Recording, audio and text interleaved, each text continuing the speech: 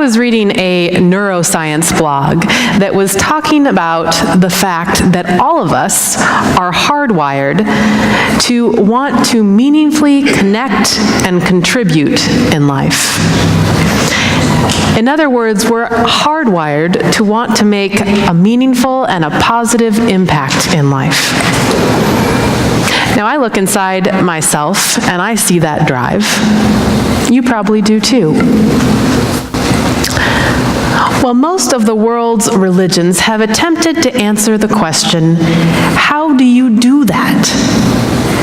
How do you make that positive, meaningful impact in life? Well, of course, first you have to even figure out what is good and what is right. And some would argue that's enough. Certainly that's what Socrates, the famous philosopher, suggested. He said that evil was merely ignorance, and that to know the good is to do the good. But of course, that's not everyone's lived experience, is it? Earlier, before we picked it up this morning in the letter to the Romans, Paul admits, I do not understand my own actions, he says. For I do not do what I want, but I do the very thing that I hate. A lot of us have experienced that, right? And so we have, many of us, come to recognize that it's not only important to know what is right, what is good and compassionate and just, but we have to learn how to do what is right and what is good. We have to learn how to be compassionate and just. And eventually people discovered that even that was not satisfactory. That you could know what is good and what is right, and you could even do what is good and what is right. But you weren't going to have the impact you desire on the world or in life until you figured out how to actually be inside yourself good and right, just and compassionate. How to actually think good and right, how to actually feel good and right, how to gut react good and right. Jesus, I think, really understood this.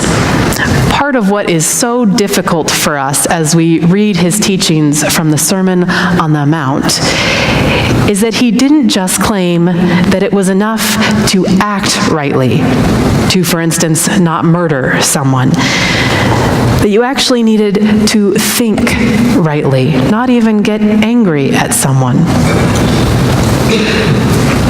That's a hard teaching, but it's something that we know to be true to some extent.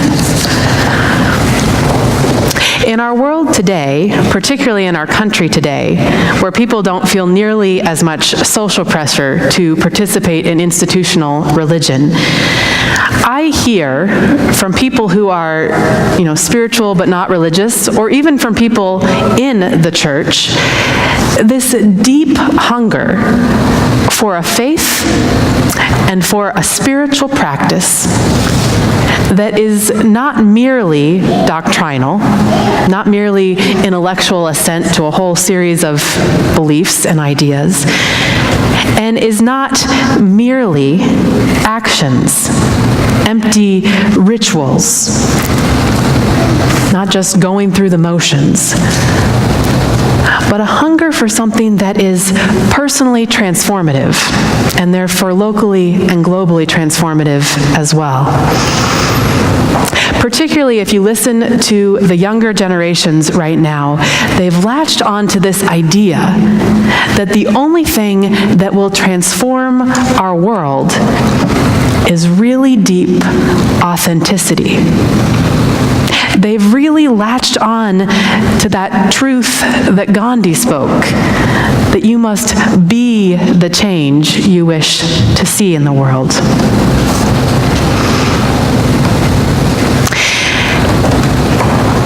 People have have come to recognize that even when you think you are doing the right thing, even when you feel like you are, for instance, treating people all the same, regardless of race, there may be an implicit bias within you that is creeping into your actions, into your way of being in the world without you even realizing it. There was a study a while ago, for instance, that had a bunch of children gathered in a room, and they brought in a dark-skinned doll and a light-skinned doll.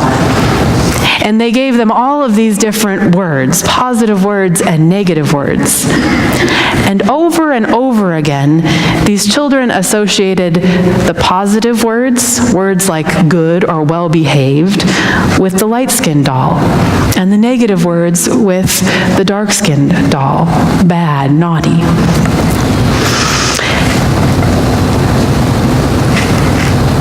As early as 4 years old, children were doing this. And it's no wonder, right? Even if their parents have taught them right to be quote-unquote colorblind, they still saw that difference. That bias was still in them. Linguistics professors will tell you that there are all sorts of ways that our English language even favors light and white as good and positive, and dark as evil or negative. Our own Bible does it all the time, right? And so what I am wondering is if children as young as 4 years old have that bias already internalized in them, what makes us think that adults don't? Or what makes us think that adults can simply will themselves out of it? And what makes us think that adults don't need real transformation, real inner work?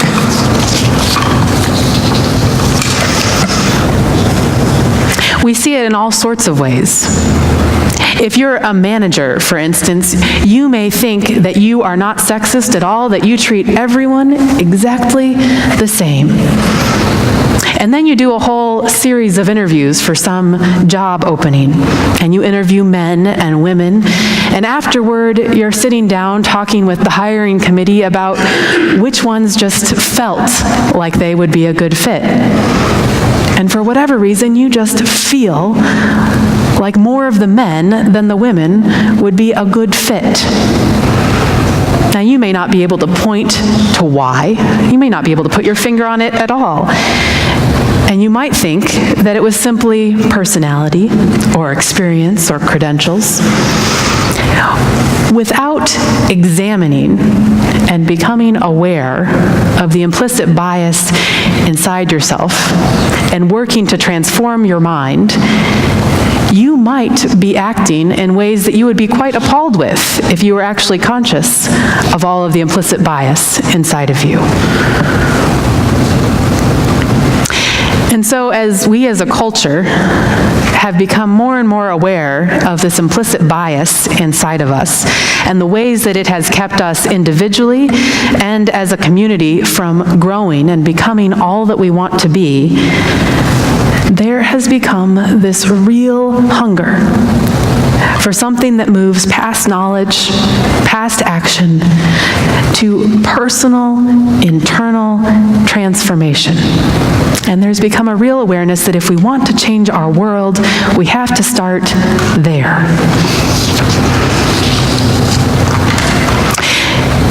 You know, I don't know about you, but I'm certainly really attracted to people who I see have been transformed in their way of living, particularly if they've even been transformed in their way of thinking.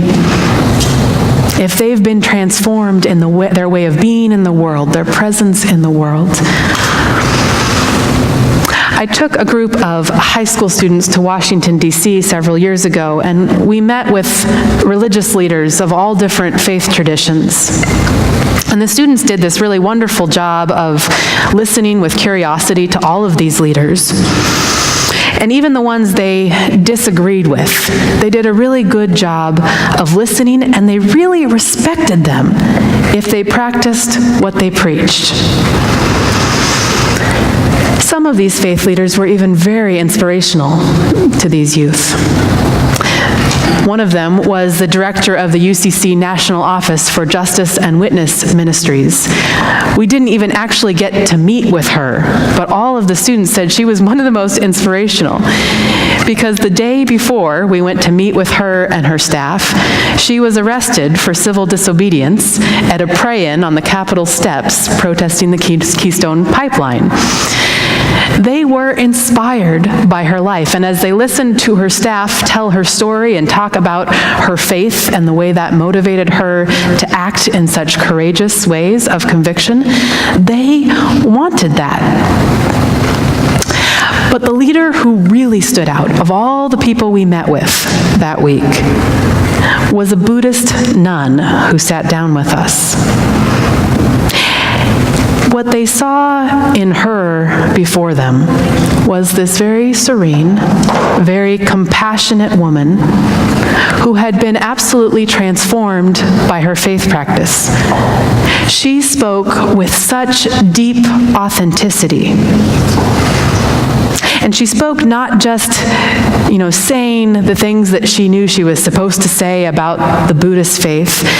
And she spoke not just acting in the way she thought she was supposed to act to be Buddhist, but they could tell that her knowing and her doing, her thinking and her feeling in the world was rooted in this very solid place inside of her, that it was deeply authentic. And they wanted that. They really wanted that. All of these high schoolers who had been raised in UCC churches their whole lives, they wanted what she had. And they asked her so many questions about how she had transformed her mind and thus transformed her way of moving and being in the world. And she told them, well, I simply started meditating and listening and learning from people who I respected. And she told them how at first it was simply about becoming aware so that she could change her outward reactions. But then over time, it wasn't just changing the outside. She started to notice that there was real change on the inside. Even her gut feelings and actions and reactions changed over time from practice and practice and practice and practice. Maybe like those high school students, you too at some point have felt that really deep hunger to be transformed inside yourself. Not just transformed in knowledge or actions, but really transformed in your own thinking and feeling. I know I have. Paul, in his letter to Rome, as we read this morning, instructs them, do not be conformed to the world, but be transformed by the renewing of your minds, so that you may discern what is the will of God.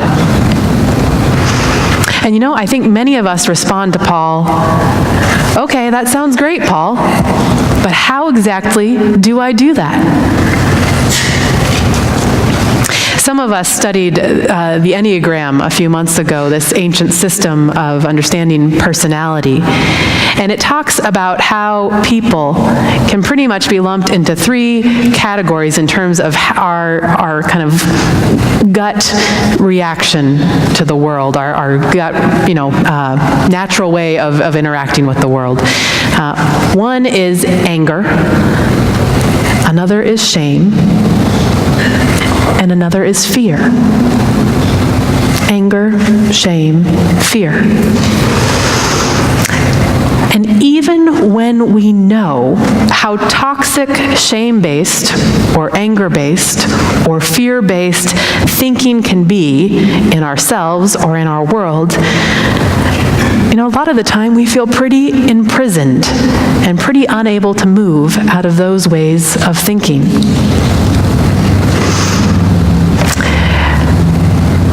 Neuroscientists, as I've mentioned in sermons before, have actually confirmed that something as simple as meditation or prayer, yoga, tai chi, religious chanting or singing, something as simple as that can actually change our brain. It really does change what is happening inside of us. And there's this growing field of study, neurotheology. All sorts of people now are studying the effects of prayer and meditation on our inner being and therefore our outward actions and way of moving in the world. NPR recently did a segment on it, and they had on their show neuroscientist Richard Davidson, who says you can sculpt your brain just as you'd sculpt muscles if you went to the gym. Our brains, he says, are continuously being sculpted, whether we like it or not, wittingly or unwittingly. They have now studied all kinds of people who pray and meditate, from those who do it for hours and hours a day to those who do it just for 5 minutes a day. And the study that most fascinated me was a study where they took a complete group of novices, people who had never prayed or meditated before in their life. It was a bunch of people who worked for high-tech companies. And they had them just pray or meditate for a few minutes a day. Dr. Davidson commented in the segment that just 2 months of practice among these rank amateurs led to a systemic change in both the brain as well as the immune system in more positive directions. For example, they developed more antibodies to flu viruses than their colleagues did who did not meditate. Now, I'm not even sure if they've done this study yet, but I'm waiting to see what sort of results they might have if they studied implicit bias in people before and after they've been regularly practicing meditation or prayer. Before or after they've been regularly thinking positive thoughts and compassionate thoughts towards those who are different than them or those they don't like. So if you're discouraged about anything you see in the world right now, if you want to change the world or even maybe just change your own personal life, start here. Start inside yourself. If you want to work on reducing anger in the world and increasing understanding, if you want to work on compassion and forgiveness, start here. Start with yourself. Now, that doesn't mean we don't also act on a larger scale at the same time, but it does mean that we actively work on becoming that change we wish to see in the world. And we do it by this very simple thing called prayer or meditation, simply by practicing those muscles. Dr. Steik, in that neuroscience blog I started out the sermon talking about, says that the most toxic and self-defeating behavior or thought patterns occur when what we know is good for us, something like vegetables, we don't act in that way, right? We eat the cake anyway. And she says that stems from our conscious and our subconscious being in conflict from one another, being misaligned. And from our own Christian perspective, we might say that that stems from us being misaligned with the Holy Spirit, God's Spirit inside of us.